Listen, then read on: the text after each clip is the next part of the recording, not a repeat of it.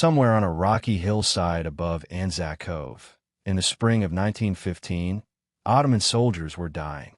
Not from artillery, not from bayonet charges, not from the great, grinding machinery of industrialized European warfare.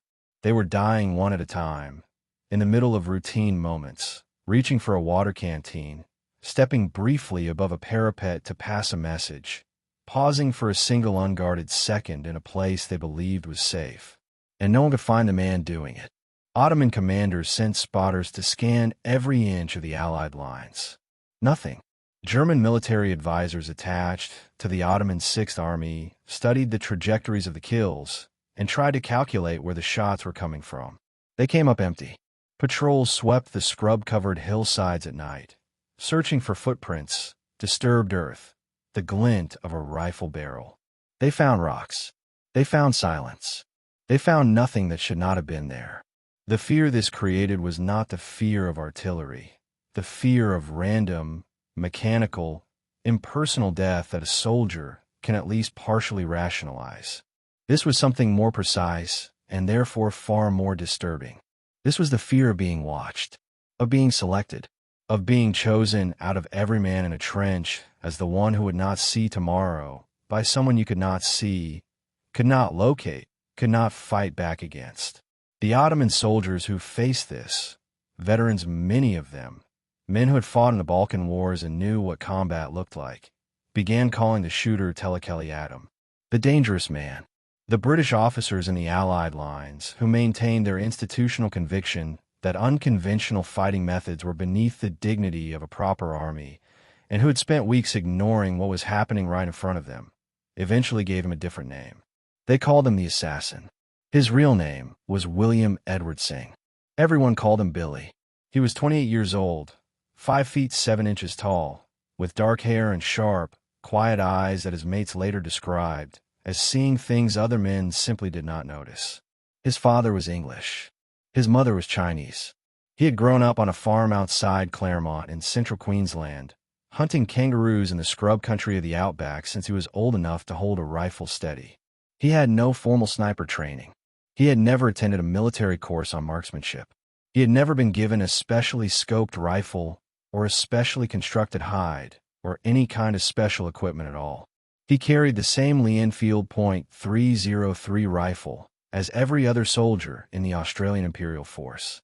By the time the Gallipoli campaign ended, Billy Singh had over 150 confirmed kills.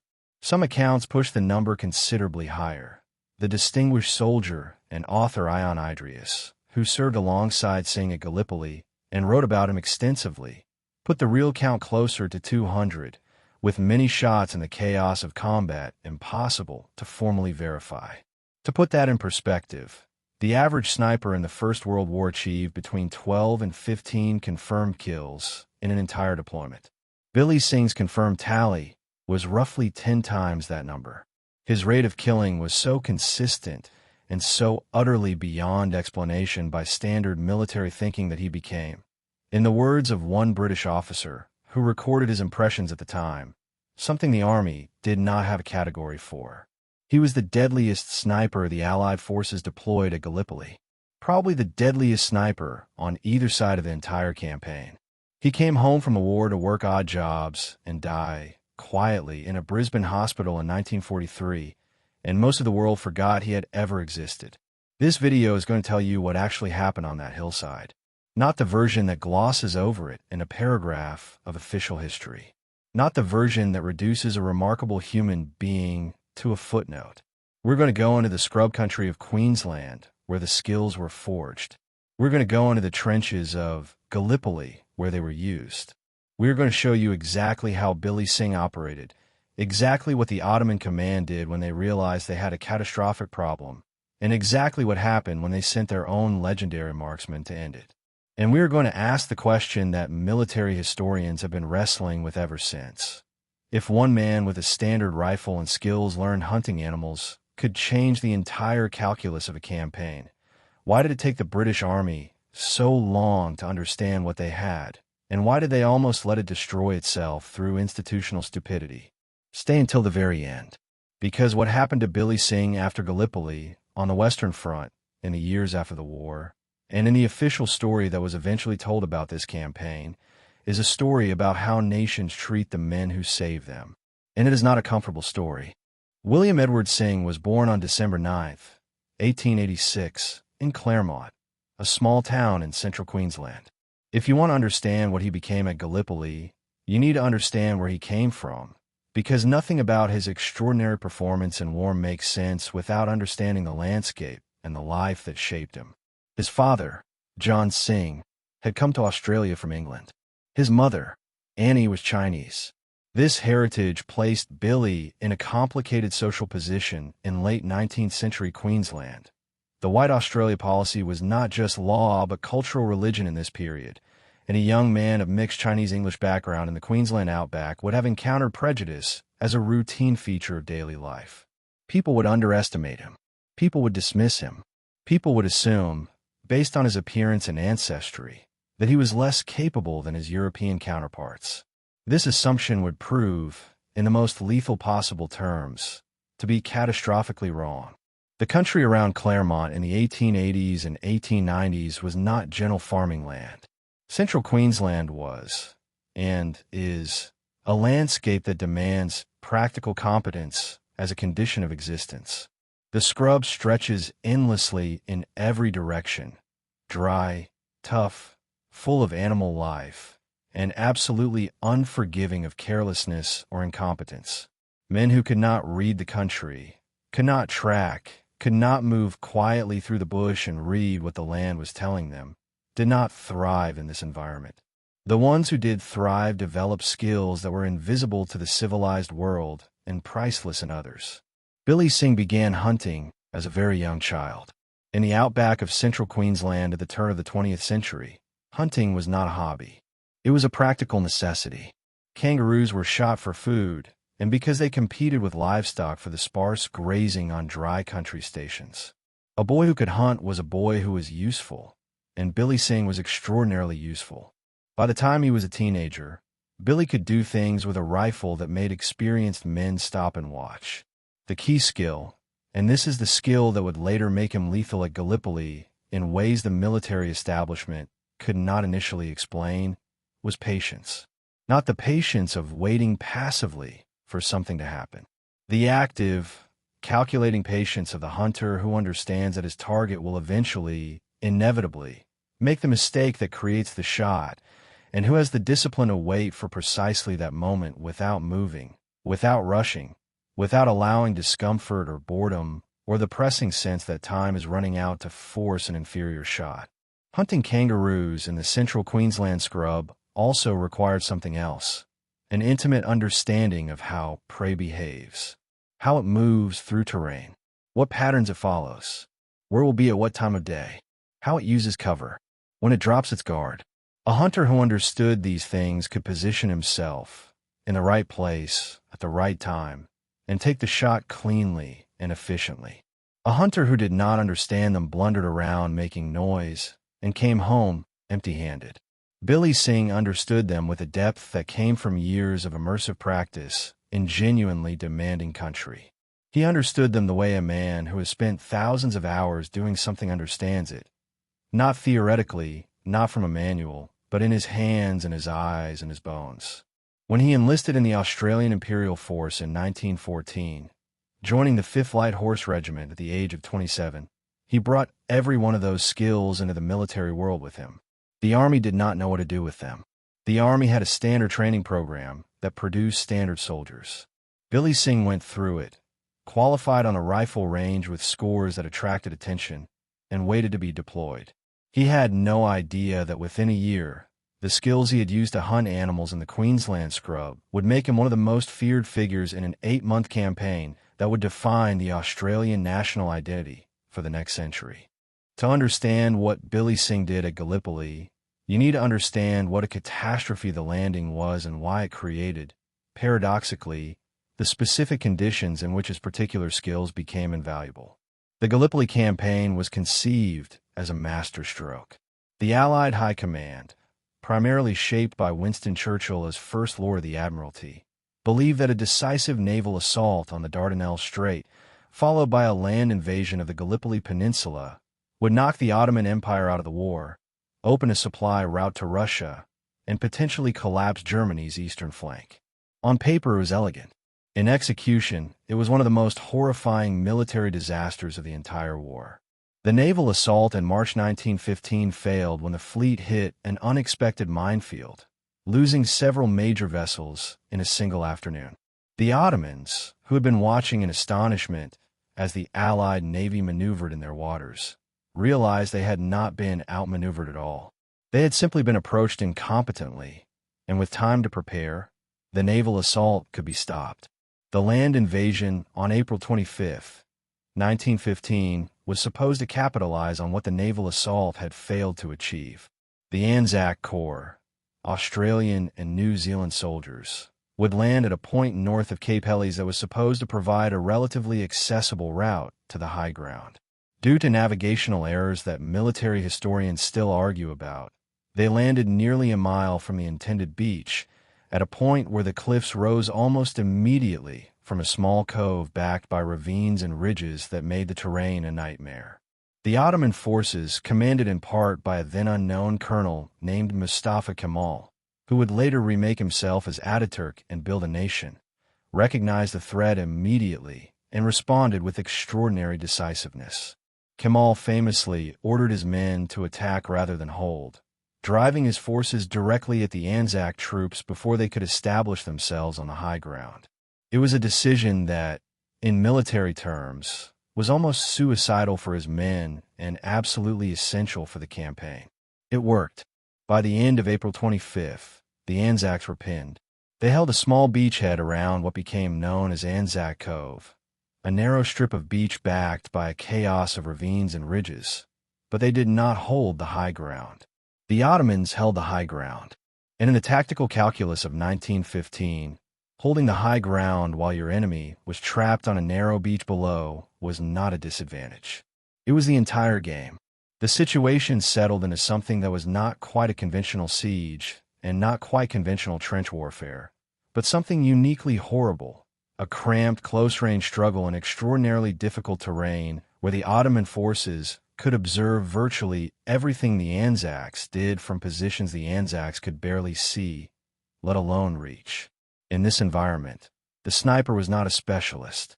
The sniper was an existential threat. Ottoman snipers, many of them highly skilled, some of them trained by German military advisors who had been in the Ottoman Empire since before the war, were positioned throughout the scrub-covered ridges above and around the ANZAC position. They operated with devastating effect. Men died fetching water. Men died lighting cigarettes. Men died during medical evacuations.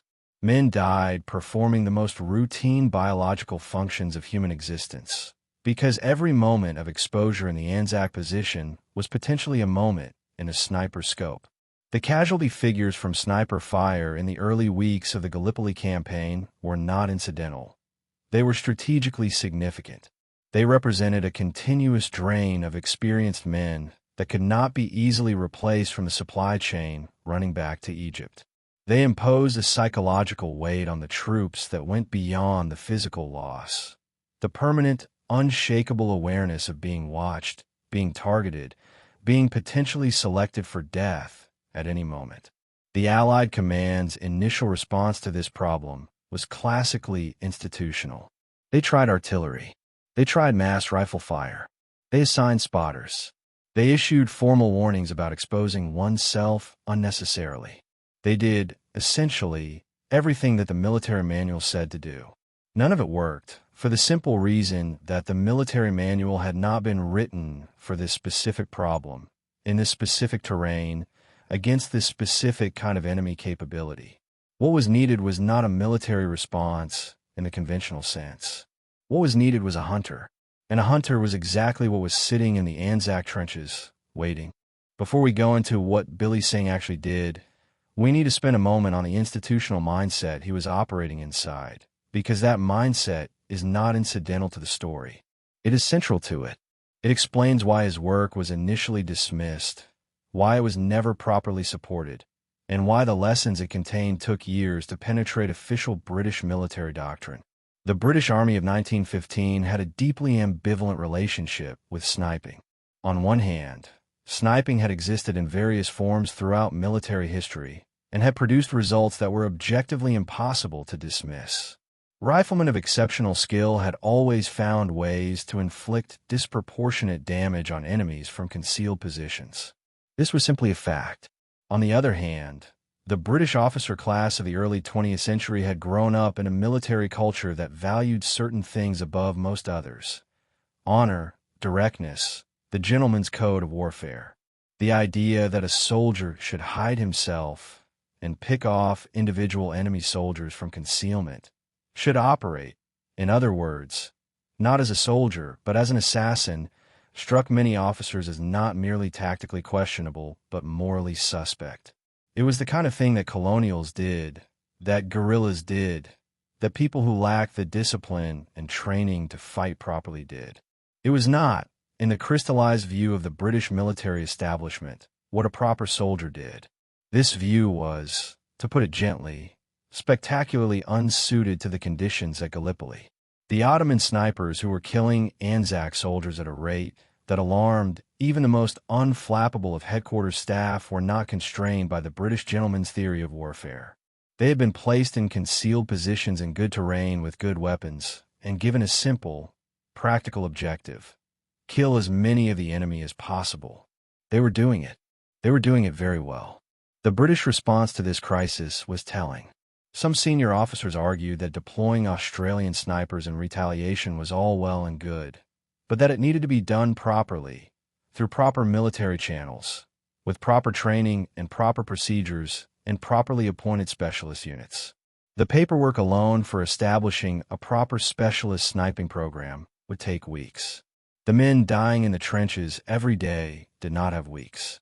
And somewhere in this institutional paralysis, an Australian light horseman with a standard Lee-Enfield rifle simply went and did what needed doing, with no paperwork, no formal appointment, and no special authority beyond the self-evident fact that he could do something no one else in the ANZAC lines could do.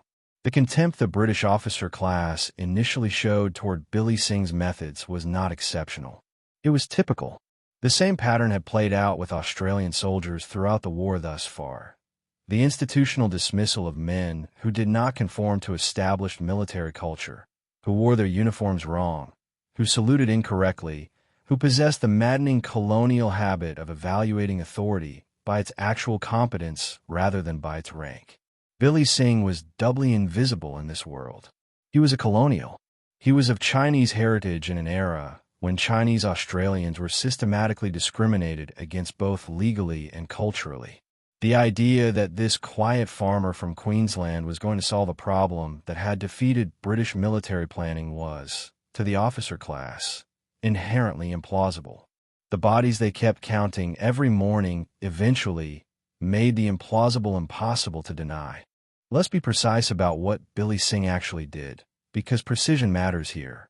The legend of the great sniper is always in danger of sliding into myth. The impossibly gifted marksman for whom shooting is effortless, the almost supernatural figure who simply points his rifle and men die. That is not the truth of Billy Singh, and the truth is more interesting than the myth. Billy Singh was not performing magic. He was applying, in a military environment, the identical skills and principles that had made him an exceptionally effective hunter in the Queensland outback. The translation from one context to the other was almost perfectly direct, and that directness is what made his adaptation so fast and so devastatingly effective. The first principle was the hide. A hunter who reveals his position kills one animal, and then watches the rest of the herd disappear over the horizon. A sniper who reveals his position fires one shot, and then spends the next several hours being bombarded by every weapon the enemy can bring to bear on his location. In both contexts, the solution is identical. You must be invisible, not merely hidden. Invisible, to the degree that an observer looking directly at your position sees nothing that registers as a threat, nothing that draws the eye, nothing that says here. Billy Singh built his hides from natural materials, and he built them slowly, over multiple days. This discipline, investing significant time and effort in preparation before firing a single shot, was alien to most soldiers, who were trained to think in terms of immediate action. Billy thought in terms of a hunt, and a hunt begins with preparation, not with the rifle. He would select a position not for how well it suited him physically, not for comfort or convenience, but for how naturally it fitted into the surrounding terrain. A pile of rocks on a hillside covered with rocks. A shallow depression behind a natural outcrop. A position built within existing scrub, so that the additions he made to conceal himself blended without sharp edges into what was already there. The key test he applied was simple but demanding. He would move away from the position, look back at it from the perspective of an observer, and ask himself honestly whether anything he saw would draw a second glance. If the answer was anything other than a definite no, he rebuilt. Inside the hide, he was capable of lying completely still for hours. Not the fidgeting, uncomfortable stillness of a man forcing himself not to move, but the settled, metabolic stillness of a hunter who has trained himself out of the impulse for movement. Men who hunted kangaroos in the Queensland scrub developed this discipline because the animals they were hunting were acutely sensitive to movement. Any unnecessary motion cost you the shot and the animal.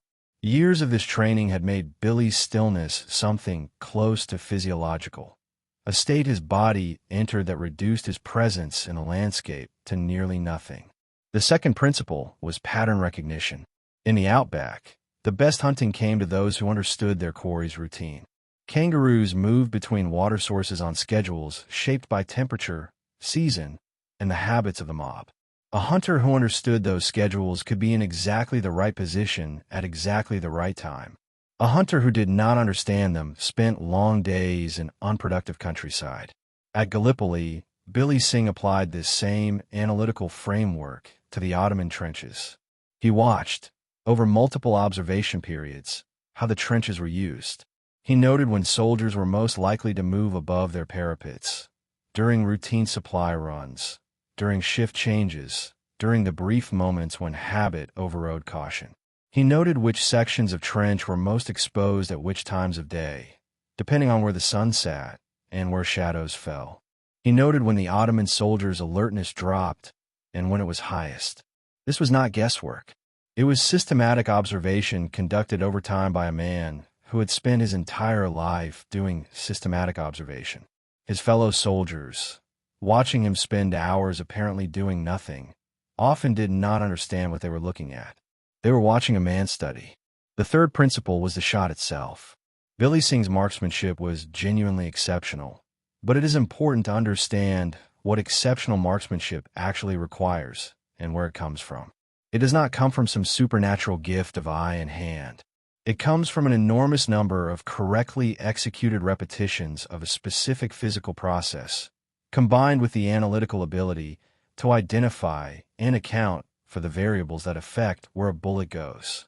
With a .303 Lee-Enfield at ranges between 200 and 500 yards, the typical engagement range in the terrain around ANZAC Cove, the variables were wind direction and speed, the angle of the shot, slightly uphill or downhill from target, the temperature of the barrel, and the trigger discipline of the shooter. Billy had spent years accounting for every one of these variables in the Queensland outback. He had done it so many times that the accounting was no longer a conscious calculation, but a rapid, automatic adjustment that happened as part of the process of acquiring the target. He rarely fired more than 2 shots from any single position before relocating. This discipline, which cost him shots he might otherwise have taken, was perhaps the single most important factor in his survival. The moment a sniper fires, the muzzle flash and the sound of the shot give observers information about his approximate location. A disciplined sniper does not stay in an approximate location long enough for observers to refine that information into a precise one. Billy moved after every shot.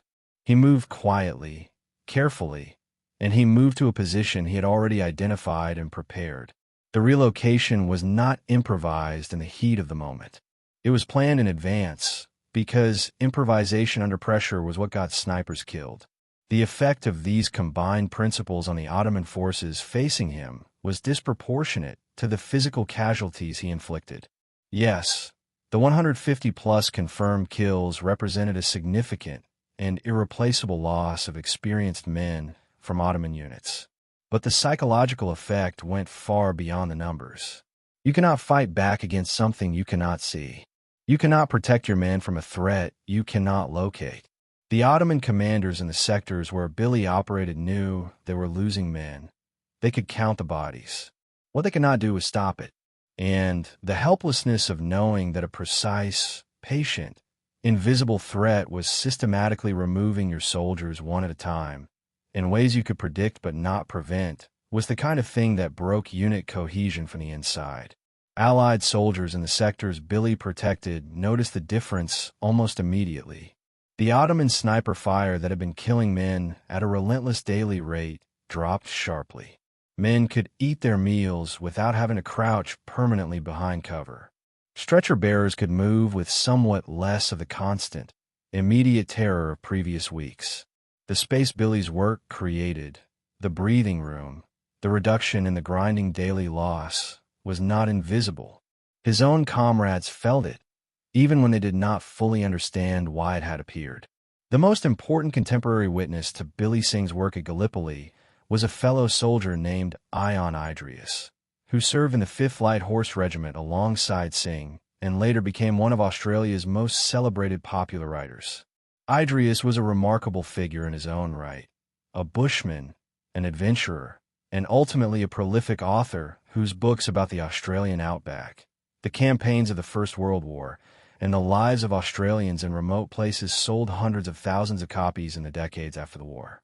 He had an eye for character and a journalist's instinct for the telling detail, and he watched Billy Singh operate at close range throughout the Gallipoli campaign.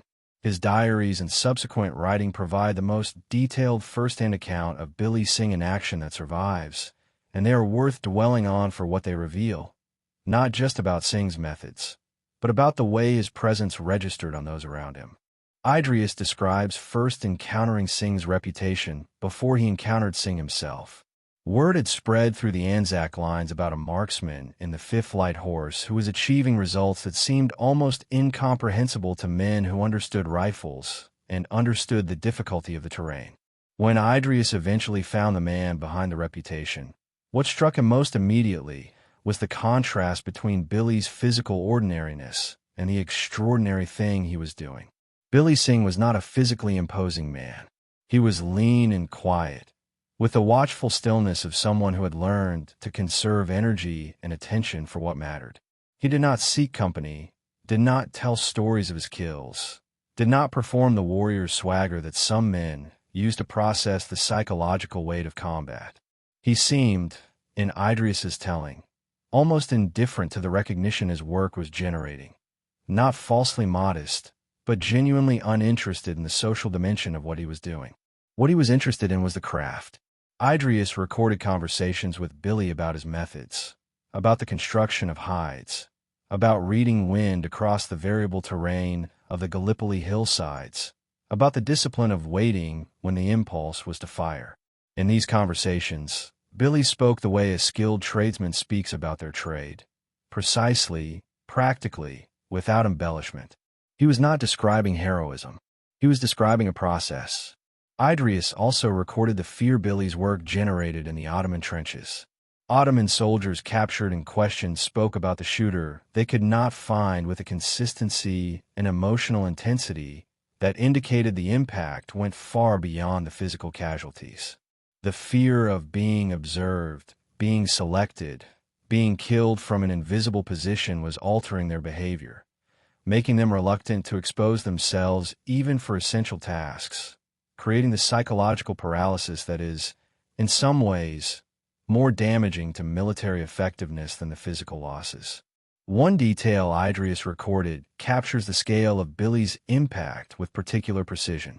He noted that the sectors of the ANZAC line where Billy operated were, after some weeks, noticeably different from adjacent sectors.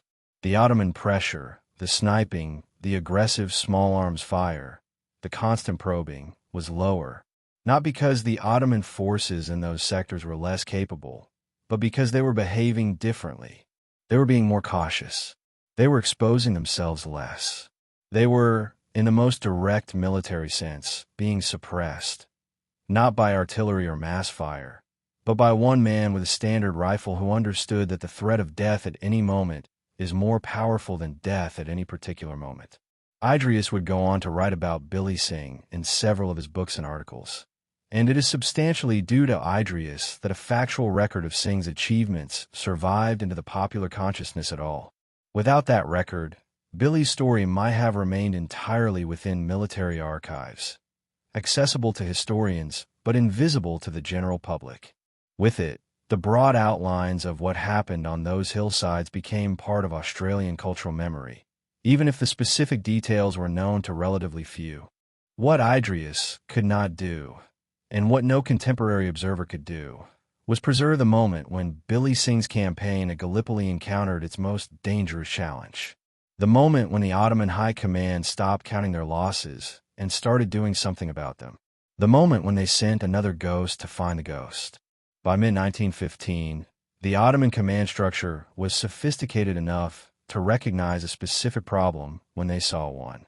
The Ottoman Sixth Army had German military advisors embedded at multiple levels of the command hierarchy, part of the Kaiserliche Marine and German army support that had been integrated into Ottoman military planning since before the war. These advisors brought European military doctrine with them, including an understanding of counter-sniper operations that was more developed than anything currently being deployed in the ANZAC lines.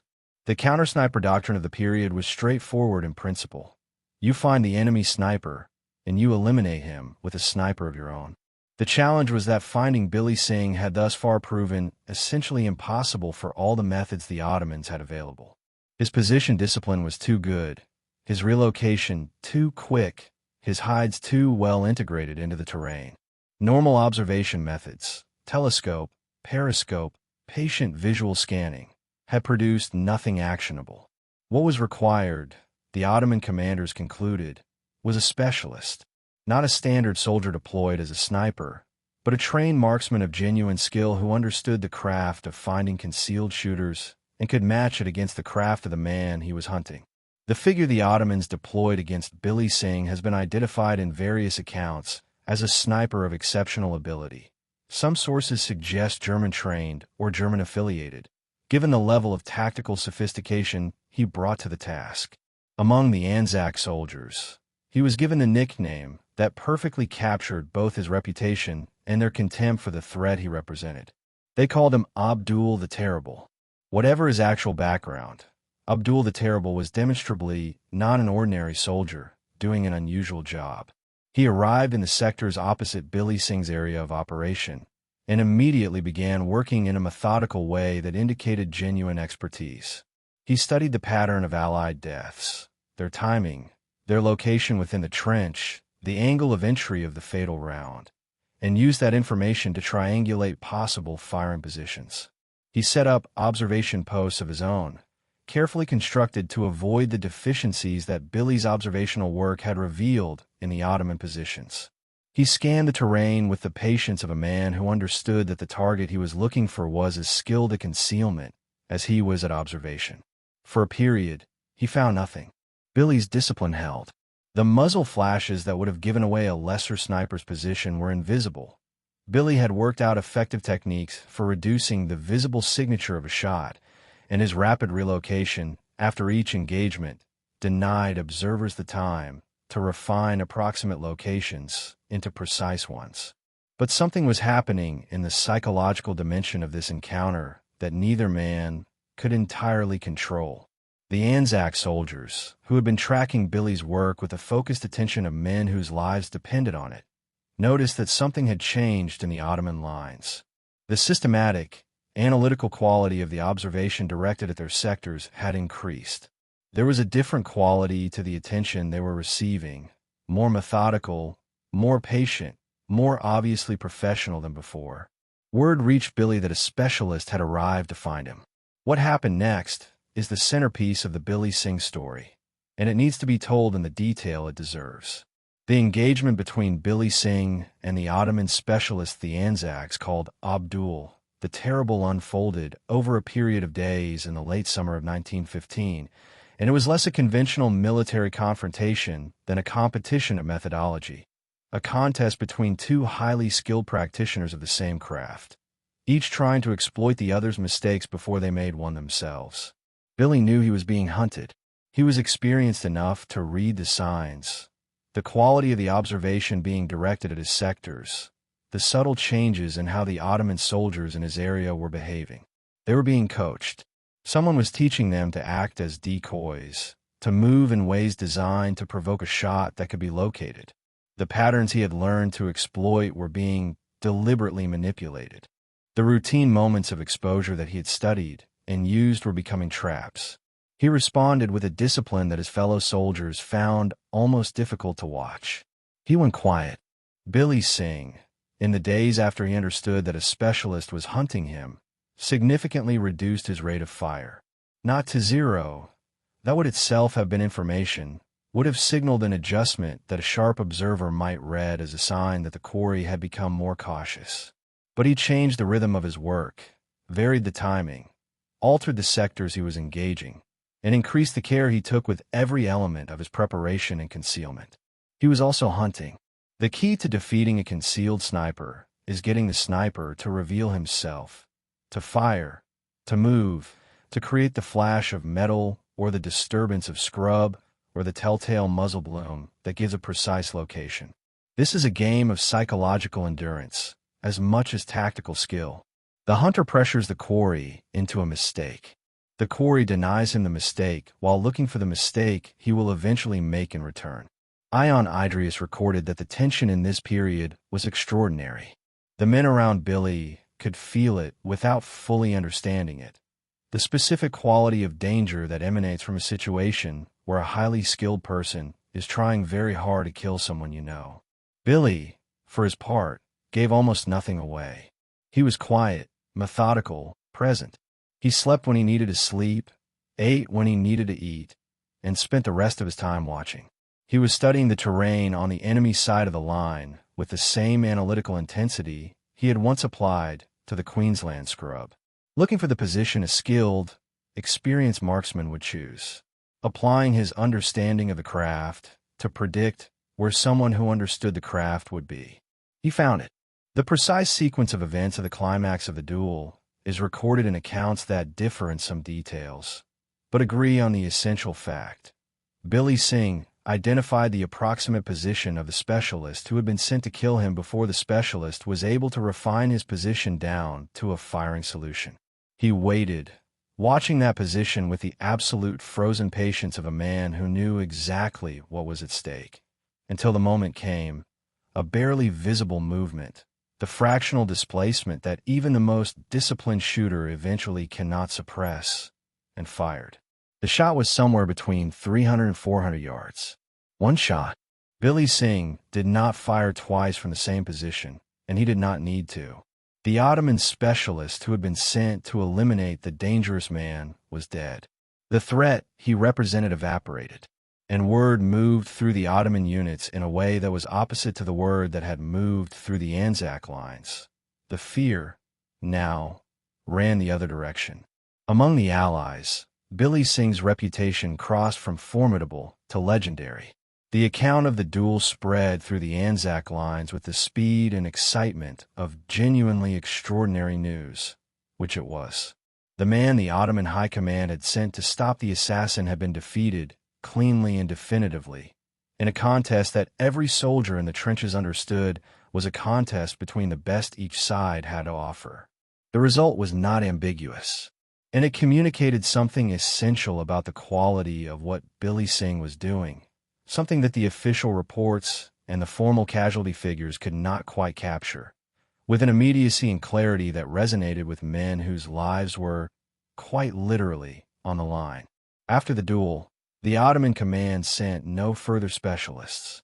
The problem Billy Singh represented did not disappear from their awareness, but the explicit attempt to solve it by matching it with equivalent expertise had failed, and failed in a way that had cost beyond the loss of one highly skilled soldier. The message it sent, that the invisible shooter on the Allied side of the line was better than whatever they could put against him, had its own strategic effect. Billy Singh continued his work. At this point, it is worth pausing to address the question of Billy Singh's kill count directly, because it is the number that most people encounter first, and it is a number that invites both credulity and skepticism in roughly equal measure. 150 confirmed kills. Some sources higher. Ion Idrius, who observed the campaign directly, estimated the real number considerably exceeded the formally verified count. How do we understand this? First, it is important to be clear about what confirmed meant in the context of Gallipoli sniping. A kill was confirmed when an observer could verify that the target had gone down and not risen again. That is, when there was credible evidence the shot had been lethal rather than a wounding or near miss. In the terrain around ANZAC Cove, this verification was often possible because the ranges at which sniping took place were close enough that binoculars could confirm a result. Billy Singh operated for the better part of 8 months on the peninsula, from the April landing to the December evacuation. 8 months. Over 240 days. 150 confirmed kills across 240 operational days represents a rate of less than 1 confirmed kill per day. Roughly 1 confirmed kill every day and a half. For a man of Billy's skill, operating in terrain that genuinely offered opportunities of this frequency, this is not a number that strains credibility. It is, rather, a number that reflects an extraordinarily disciplined operator who was selective rather than reckless, who waited for clean shots rather than burning opportunities on low-probability attempts. The comparison with the average First World War sniper is instructive. 12 to 15 confirmed kills for an entire deployment was considered a solid performance. 30 to 40 represented exceptional achievement. The very best Allied snipers of the war, men celebrated in official histories, men whose records were studied by subsequent generations, topped out at figures significantly below what Billy Singh achieved. His closest equivalent in the formal historical record is Francis Pegamagabo, the Canadian sniper of Ojibwe heritage who is credited with 378 confirmed kills over the course of the entire war, the highest confirmed kill count of any Allied sniper. But Pegamagabo's record spans 4 years across multiple theaters, while Billy Singh's was achieved substantially in a single, geographically confined 8-month campaign. The comparison between these two men, both indigenous or mixed heritage, both deploying skills developed outside the formal military tradition, both achieving results that the military establishment was initially not prepared to properly support, is one that military historians have made, and that deserves more attention than it typically receives. What the numbers tell us, most importantly, is not just about individual performance. They tell us about strategic effect. At any given rate of killing, the question is what the killing achieves. In the specific context of Gallipoli, the Ottoman sniper program had been achieving a strategic effect that went far beyond individual casualties. It was imposing a psychological tax on the ANZAC forces, a daily, grinding awareness of danger that eroded morale and impacted operational effectiveness in ways that showed up in everything from the quality of sleep the men got to their willingness to move above their parapets during operations that required it. Billy Singh's work imposed the equivalent tax in return. The sectors he covered became zones where Ottoman troops operated differently, more cautiously, more restrictively, with a reduced freedom of action that had practical consequences for Ottoman operational capacity. The Ottoman command's decision to send a specialist was itself a measure of the strategic weight they assigned to the problem he represented. They did not send specialists to deal with threats they considered minor. 150 confirmed kills is a staggering individual achievement. But the strategic effect of the system Billy Singh operated was larger than the number suggests. By November 1915, the Gallipoli campaign was effectively over, though the formal decision to evacuate had not yet been publicly made. The Allied High Command had spent months trying to find a way to transform the bloody stalemate at ANZAC Cove and Cape Helles into a genuine strategic breakthrough. They had failed. The August offensive, the massive Allied push that was supposed to finally take the high ground and break the Ottoman defensive line, had been a catastrophic failure. At the Battle of Lone Pine, at the Neck, at Hills 60, Australian and New Zealand soldiers had been sent into situations that military historians now regard as among the most terrible assignments of the entire war, and they had fought with extraordinary courage, and they had died in extraordinary numbers, and they had not broken through. The campaign that had been conceived as a swift, decisive blow against the Ottoman Empire had consumed, by the time of the evacuation, approximately 130,000 Allied casualties, killed, wounded, and sick combined. The Ottoman casualties were comparable. For 8 months, tens of thousands of men had fought over a stretch of rocky hillside, roughly equivalent in area to a small suburb, and the net territorial change was negligible. The decision to evacuate, taken in the final months of 1915 and executed in December, was, paradoxically, one of the most brilliantly executed operations of the entire campaign. The evacuation of approximately 80,000 men from the Gallipoli beachhead over several nights, without the Ottoman forces detecting what was happening until it was complete, stands as one of the most remarkable logistical achievements of the war. Not a single man was lost to enemy action during the evacuation itself. Billy Singh left Gallipoli with the rest of the 5th Light Horse Regiment. He had not emerged from the campaign unscathed. He had been wounded during his time on the peninsula, a sniper's wound to the head, received under circumstances that the historical record does not describe with complete clarity. He survived it. He recovered enough to continue operating for the remainder of the campaign. But the wound left a mark, and the 8 months on the Gallipoli hillsides left a different kind of mark. The invisible kind, the kind that combat always leaves on men who have spent months in intimate proximity with death. Billy Singh would have known, on the ships sailing away from Gallipoli, that his war was not over. The ANZAC forces were being reorganized, retrained, and re-equipped for deployment to the Western Front. The massive, grinding, industriale slaughter in France and Flanders that was consuming the armies of Europe at a rate that made Gallipoli look almost modest by comparison. For a man whose exceptional skills had been developed in terrain that suited them almost perfectly, the rocky hillsides, the variable distances, the close-range complexity of the Gallipoli environment, the Western Front was going to be a different kind of challenge entirely. The Western Front that Billy Singh arrived in 1916 was, in almost every significant respect, the opposite of Gallipoli.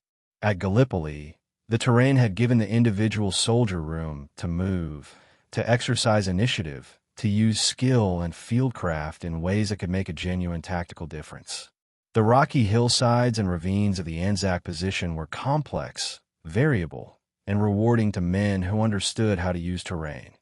Men like Billy Singh, whose entire professional skill set was built on exactly that understanding. The Western Front was flat, or close enough to flat that the difference was immaterial. The trenches that stretched from the English Channel to the Swiss border were not separated by dramatic hillsides and varied terrain, but by a relatively narrow band of churned, shell-cratered, utterly devastated ground across which virtually no natural cover remained. The artillery had seen to that. Millions of shells, fired over months and years, had transformed the landscape between the opposing trench systems into a moonscape, gray, featureless, providing nothing to a man trying to move or hide. The sniper still had a role on the Western Front. The war diaries of both sides are full of references to sniper activity and the Allied sniping program, which by 1916 had been substantially formalized and improved, partly due to the lessons learned at Gallipoli by men like Billy Singh, was far more sophisticated than the improvised, grudgingly tolerated operations of 1915. There were dedicated sniper schools. There were scoped rifles. There were proper high construction techniques, formally taught and formally assessed. Billy Singh was assigned to sniping work on the Western Front, and his record there was solid.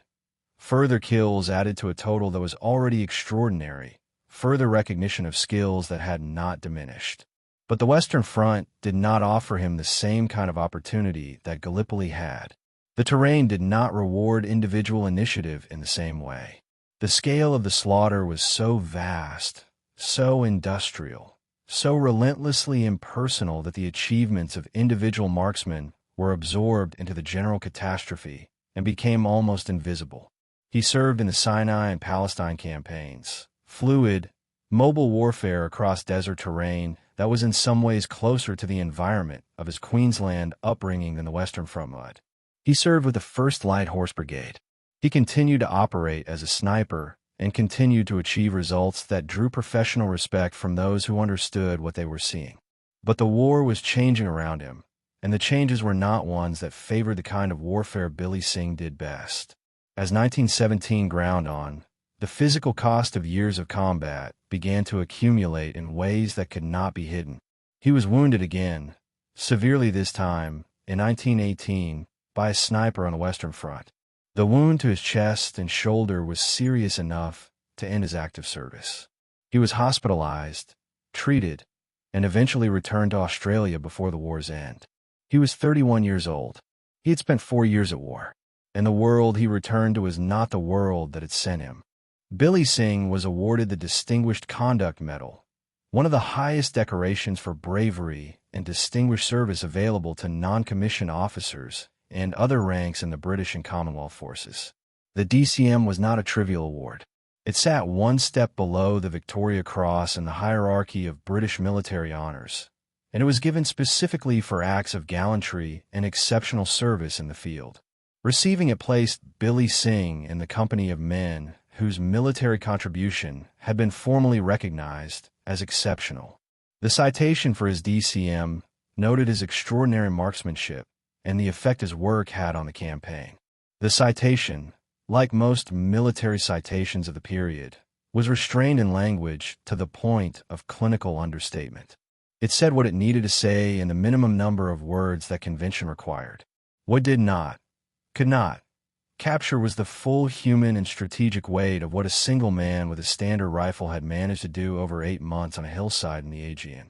This gap between the formal recognition and the actual achievement is worth examining, because it reflects something important about how the military establishment of the period processed men like Billy Singh. The DCM said, in effect, this man did something exceptional, and we acknowledge it.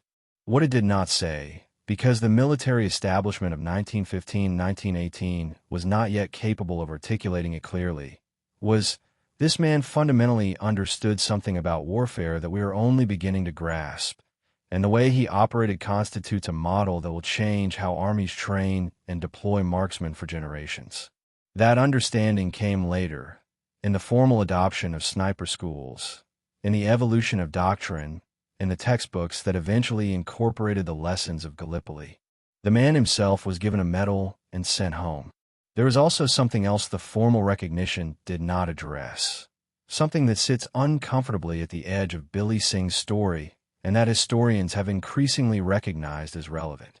Billy's Chinese heritage meant that he existed in a social and institutional environment that was, by the standards of his own time, systematically prejudiced against him.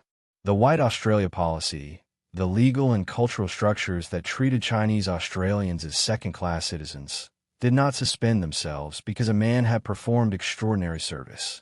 Billy Singh had volunteered for a war fought partly in the name of values, justice, freedom, the rights of nations, that his own society did not extend to people who looked like him. He had fought and bled and watched his friends die in a uniform of a country that would not have extended to him the full rights of citizenship that uniform was supposed to represent. He had become the most effective sniper at Gallipoli in an army that had initially dismissed the methods he was using as unworthy of proper soldiers. He had defeated the enemy's best marksman in a direct contest and continued his work without breaking. He received the Distinguished Conduct Medal. It was a legitimate honor. It was insufficient, not because of anything the medal itself lacked. It was a genuine recognition of genuine achievement, but because the full weight of what Billy Singh had done, and the full context in which he had done it, demanded a reckoning that the formal mechanisms of military recognition were not designed to provide. That reckoning has been slow in coming. It is still, in some respects, incomplete. Billy Singh returned to Australia before the war's official end in November 1918. His wounds had ended his active service, and by the time the armistice was signed, he was already home, or trying to be. The Queensland he returned to was not the Queensland he had left. Not because the physical landscape had changed, the scrub country around Claremont, was exactly as he had left it, but because he had changed in ways that the landscape could not accommodate and that the people he returned to could not fully see. This is the part of the soldier's story that rarely makes it into the official histories, and it is the part that is most important for understanding what happened to Billy Singh after the war. The 8-month experience of Gallipoli, the hunting, the killing, the constant proximity to death, the duel with the Ottoman specialist, the evacuation, the wound, the continuation on the Western Front, the wounding again, the years of institutional violence. This experience does not end when the uniform comes off. It sits inside the man who lived it and reshapes everything it touches. Billy Singh did not speak about his war. He almost never spoke about it. Men who knew him in the years after the armistice, men who worked alongside him on various jobs, who drank with him in the pubs of Queensland and Brisbane, described a man who had closed the door behind him and had no particular interest in opening it again. When the subject of the war came up, as it inevitably did in a country where nearly every family had been touched by it, Billy was quiet.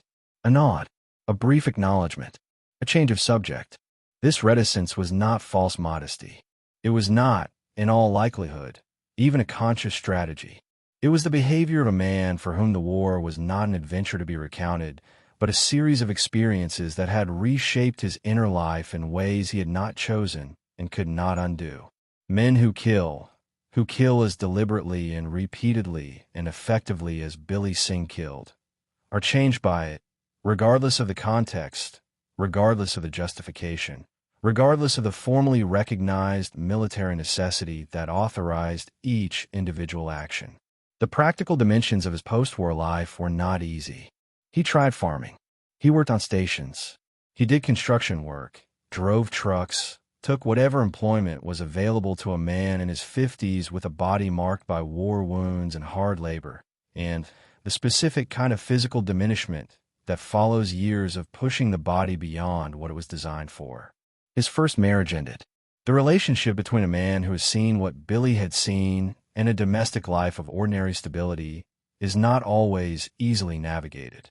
The particular quality of attention that made him exceptional as a sniper, the heightened awareness, the constant environmental scanning, the metabolic alertness, does not simply switch off.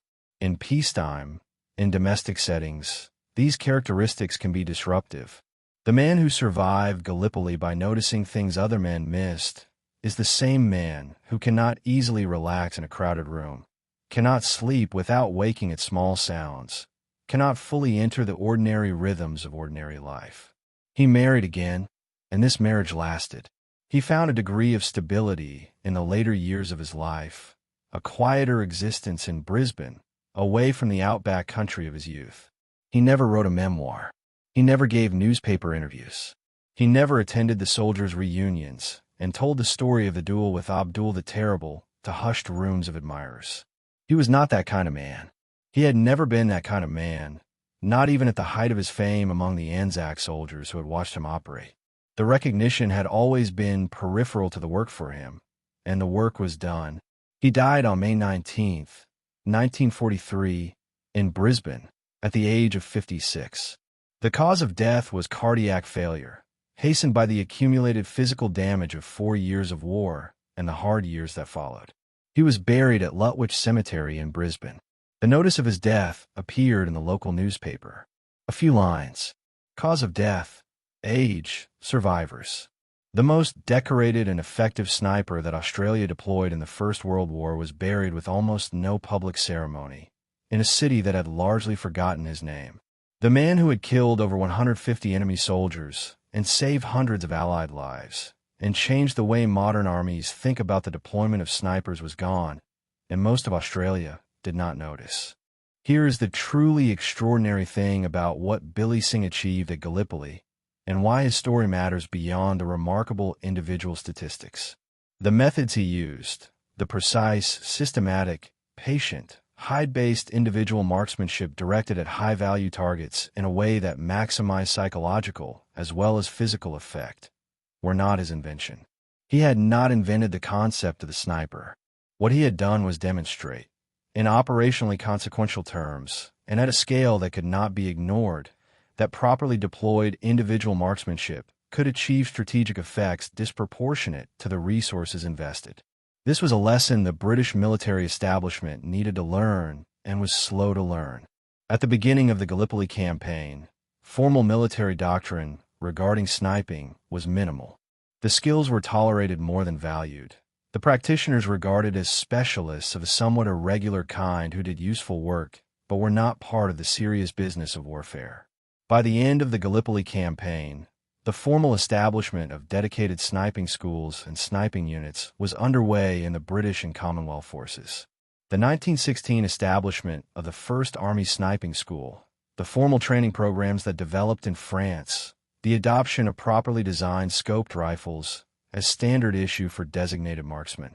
All of this happened in the period following the Gallipoli campaign, driven by the operational lessons that campaign had produced.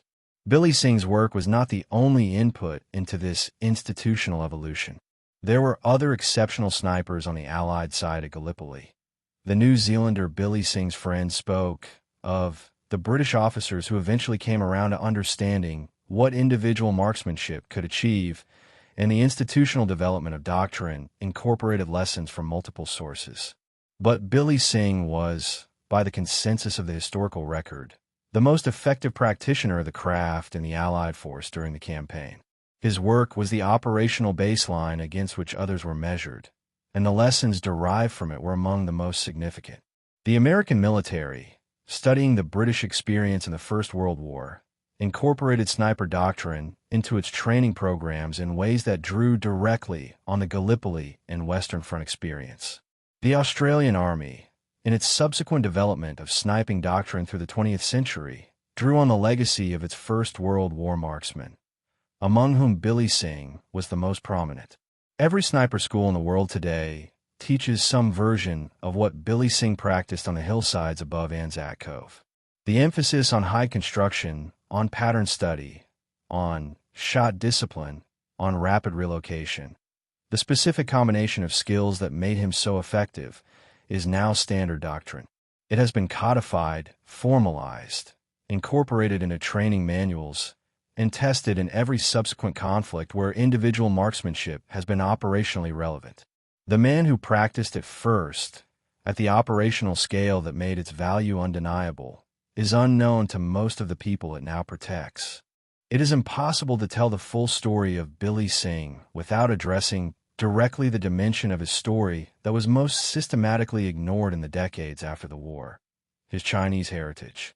William Edward Singh was the son of a Chinese mother in an Australia that had passed the Immigration Restriction Act in 1901, the foundational legislation of the White Australia policy.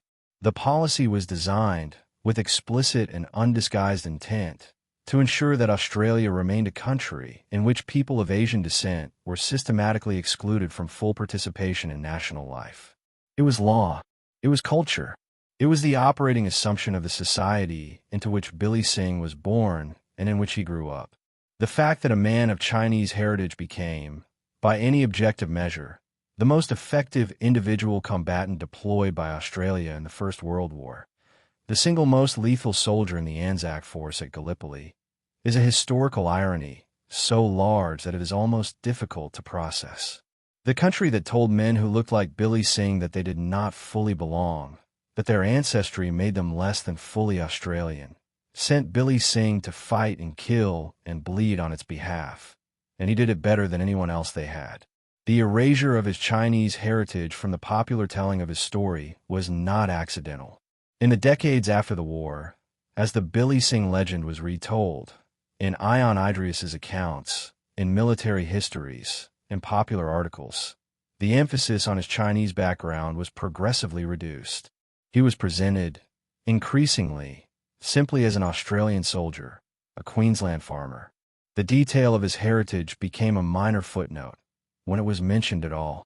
This was partly the result of the ordinary processes by which legends are simplified, the tendency of repeated retelling to smooth away complexity and produce a cleaner, more legible story. But it was also the result of specific cultural pressures. In a society that maintained official policies of racial exclusion, celebrating as its greatest military hero a man of Chinese descent was uncomfortable. The discomfort produced a kind of narrative management. The heritage was not denied, but it was minimized, placed below the threshold of emphasis, rendered invisible in practical terms even when technically acknowledged. The consequence is that the most prominent popular narrative of Billy Singh's life, the one that has circulated most widely, presents him primarily as an exceptional marksman and a remarkable Australian, without adequately grappling with what it meant to be Chinese-Australian in the Australia of 1914. Without understanding what it says about him, about the quality of his patriotism, about the complexity of his relationship to the country he was fighting for, that he volunteered anyway, fought anyway, excelled anyway, and died with a DCM and a quiet grave while the country he had served maintained policies that denied full citizenship to people like his mother. Historians in recent decades have worked to recover this dimension of his story. The Billy Singh who emerges from serious historical work is a more complex and more interesting figure than the legendary marksman of simplified popular account, a man whose remarkable achievement existed in and was shaped by a social context that tried to render him invisible before the war, failed to fully see him during it, and struggled to know what to do with him after it.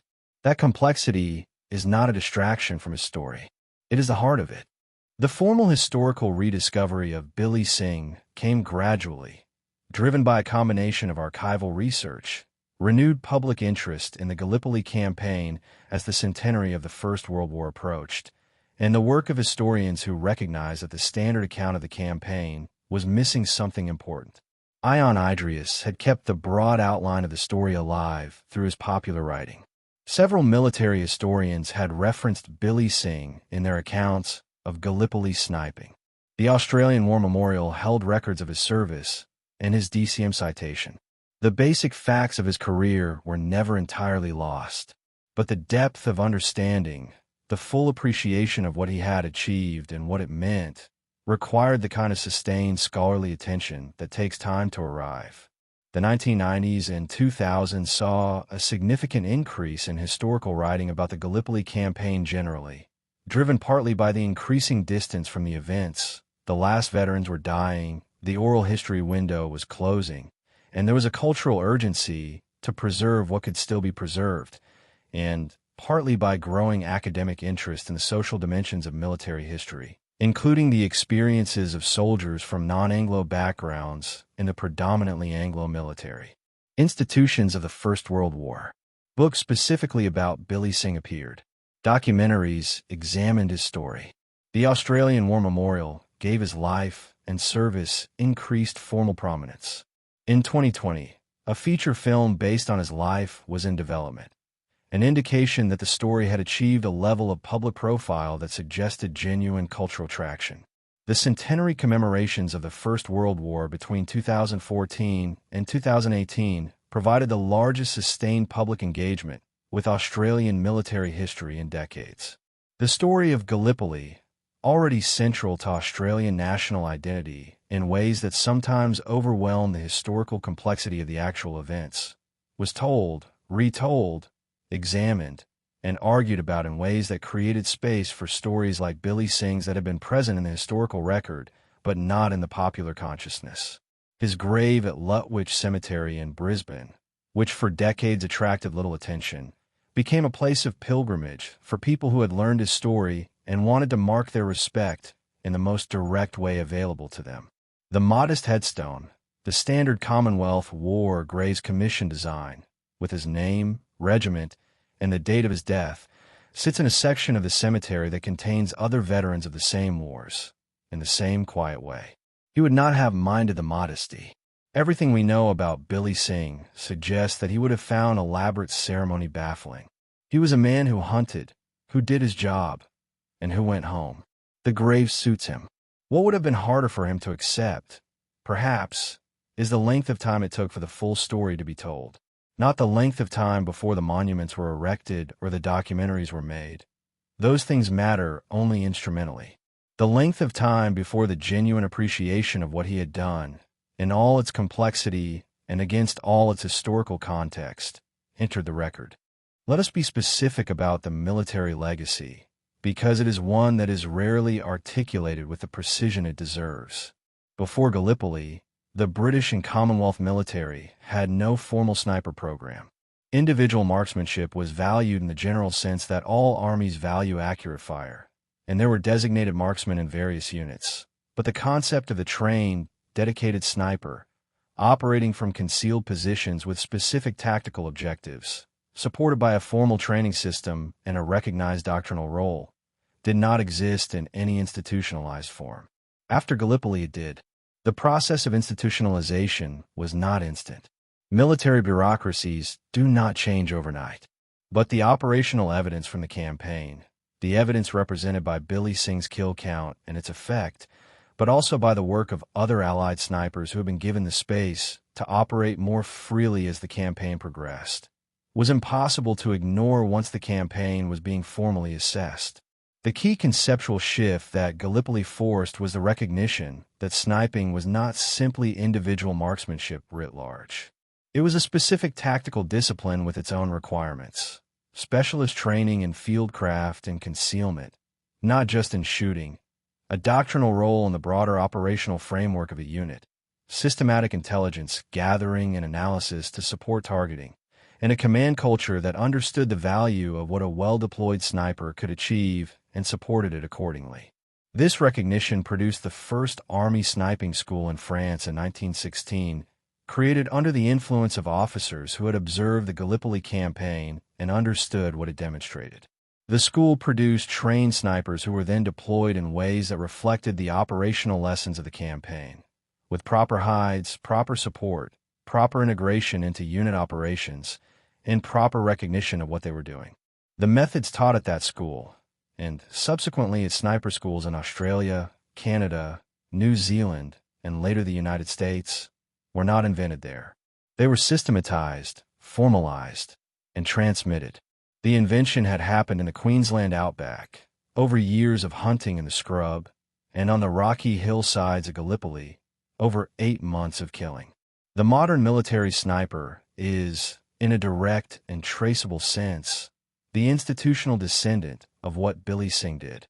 Every element of the modern sniper's operational doctrine, the emphasis on fieldcraft as equal in importance to marksmanship, the pattern analysis of target behavior, the shot discipline, the relocation protocol, the role of the spotter, the integration of sniper activity into broader tactical planning, has precedence in the practice that Billy Singh developed from first principles in the Queensland scrub and demonstrated at scale at Gallipoli.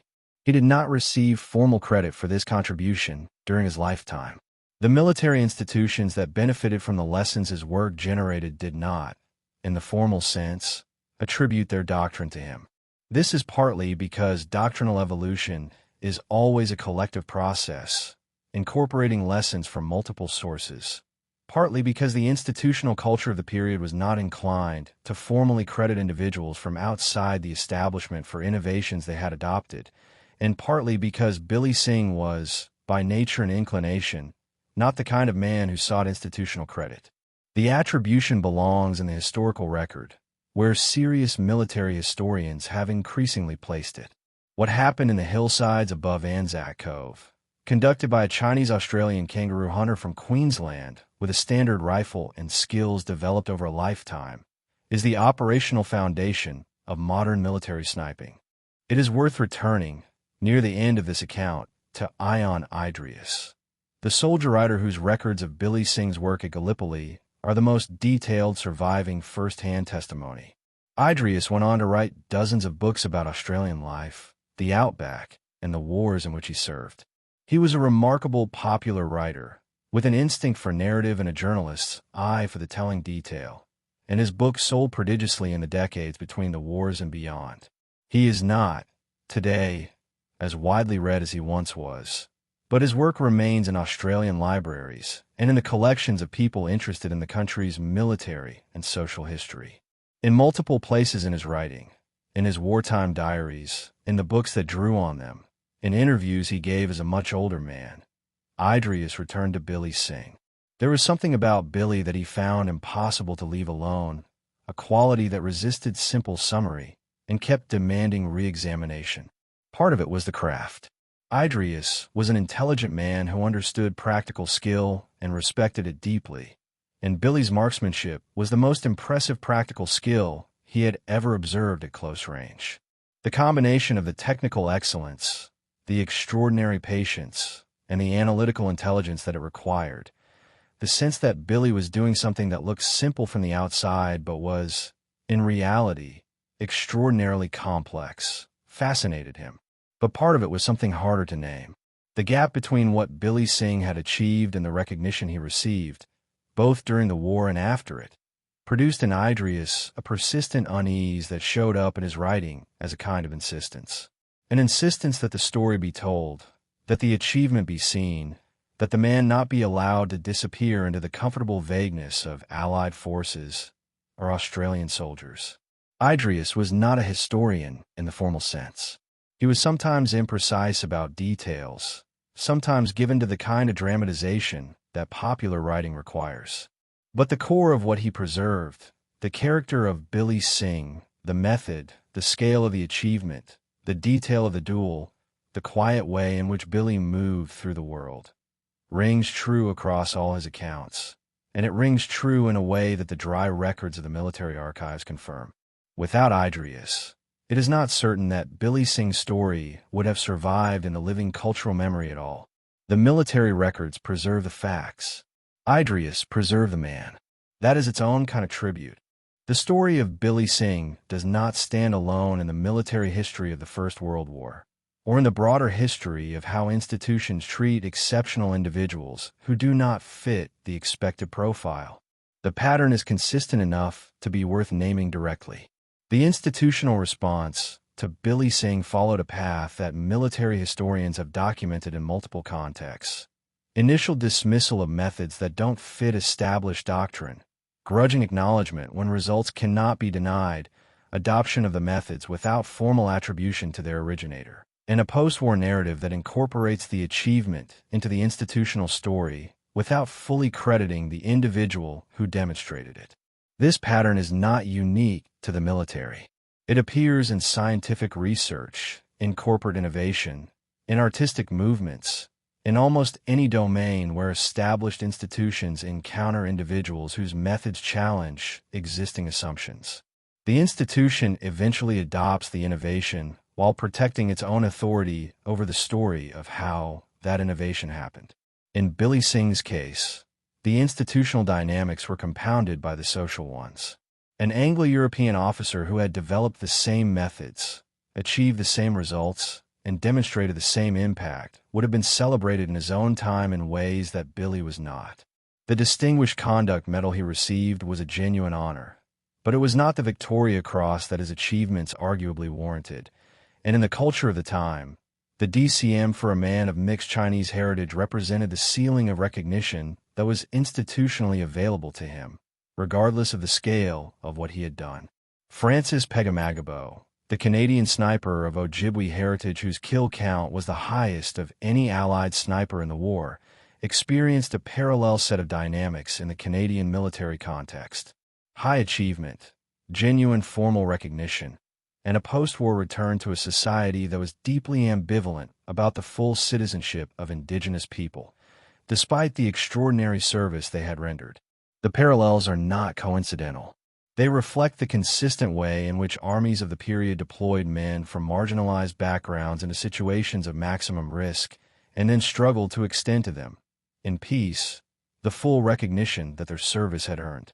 This is not a comfortable observation. It is a true one. The full reckoning with what these men did, and what it meant that they did in the institutional and social context they operated within, is part of the ongoing work of honest military history. It is happening slowly in the archives and the scholarly journals and the museum galleries and the documentary films and the public commemorations. It is not yet complete. It should not stop until it is. Billy Singh's story sits within a broader pattern in Australian military history that is worth naming explicitly. The pattern of extraordinary military achievement, followed by inadequate recognition, followed by the long, slow process of historical recovery. We have seen this pattern at Tobruk, where the rats of Tobruk held against Rommel for 242 days with inadequate equipment and the contempt of the British High Command, only to find their contributions systematically minimized in Allied accounts of the North African campaign. We have seen it at Kokoda, where Australian soldiers stopped Japan's southern advance in the most brutal terrain imaginable, only to have Douglas MacArthur's headquarters rewrite the narrative and place American forces at the center of a victory they had played only a supporting role in achieving. Billy Singh's story predates both of these episodes, but it is the same story in its essential structure. Australian soldiers, often operating under conditions that the military establishment did not fully support, and using methods the establishment was initially reluctant to endorse, achieving results of genuine strategic significance, and then finding that the mechanisms of official recognition were not designed to capture what they had done or credit them fully for it. Part of this pattern reflects the specific institutional dynamics of the British Empire and its relationship with its dominions.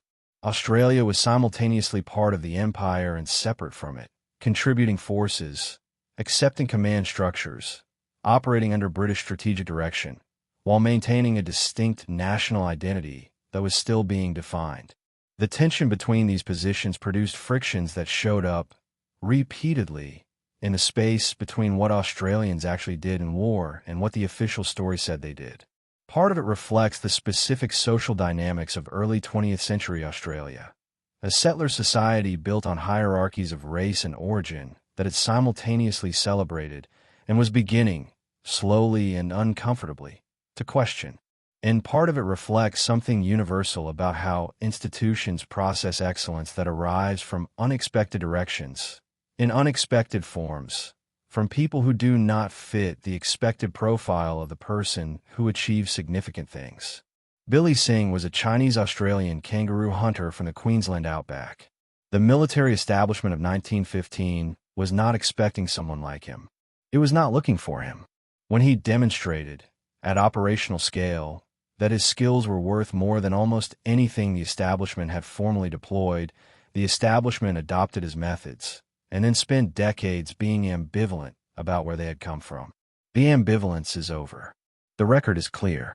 The man and the achievement deserve to be known, clearly and accurately, by anyone who wants to understand the history of warfare, of Australian national identity, and of what it means when an institution is saved by the very person it was not designed to see.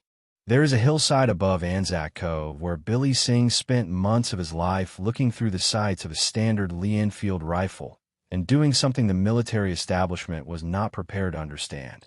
The hillside is quieter now.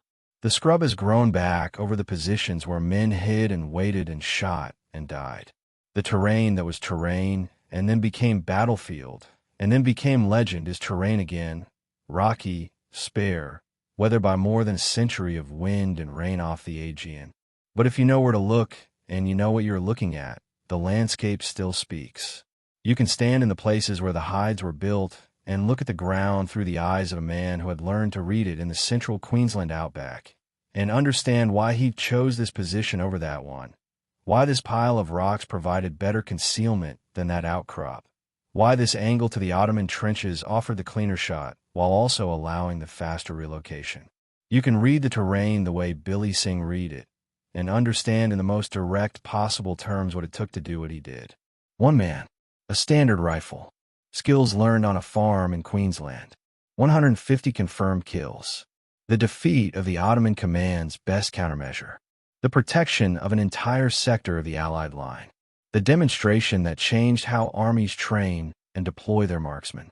William Edward Singh, the dangerous man, the assassin, the ghost. He went home in 1918 and never talked about it. He worked and lived and struggled with the ordinary difficulties of a life altered by extraordinary things. He married. He worked. He died at 56 in a Brisbane hospital, and the notice in the newspaper was brief. But here is what the brief notice could not capture, and what the history has slowly, imperfectly, incompletely recovered in the decades since. The principles he worked from, the patience, the preparation, the systematic study of the quarry, the shot discipline, the relocation, the understanding that invisibility is not just a tactic but the entire foundation of the craft, are still being taught. In military schools on 6 continents, In training programs for sniper units in armies that did not exist when Billy Singh was alive, in the doctor documents of forces that have fought in environments he never saw, the methods he refined in the Queensland outback and proved on the Gallipoli hillsides are still at work. The ghost who changed warfare is gone. The change is still here. Ask yourself, the next time you read about modern military sniping, about the extraordinary effectiveness of designated marksmen in subsequent conflicts, about the doctrine of patience and concealment and pattern analysis, about the principle that one man in the right place with the right skills at the right moment can alter the balance of an entire engagement. Ask yourself where it started. It started on a rocky hillside in 1915 with a Chinese-Australian farmer from Queensland who understood something the British military establishment was not yet ready to hear. It started with Billy Singh, and none of the men who died on that hillside ever knew who was firing.